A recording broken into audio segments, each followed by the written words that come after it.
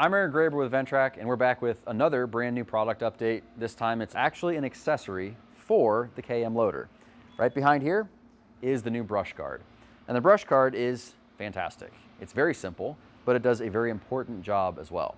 Beyond looking cool and being a nice accessory to make your tractor look a little sleeker and a little more tough, it protects the hydraulic components of the KM Loader that are located just behind that screen. This is an important thing because if you're using your loader to do heavy brush work, then it's pretty common to have some of that brush flowing back towards the tractor and potentially snagging those hydraulic lines, tugging on them, pulling on them.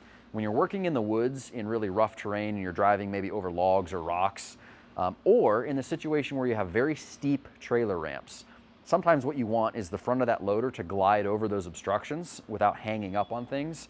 And this guard does a really excellent job of keeping that from happening. It's 26 inches wide, 16 inches tall, and it weighs 45 pounds. So it's built like you'd expect from Ventrac. The last thing that I'll clarify about the brush guard is that this is an optional accessory to the loader. It's not necessary, and so we're not gonna force everyone to buy it. It also may not be the look everyone's looking for.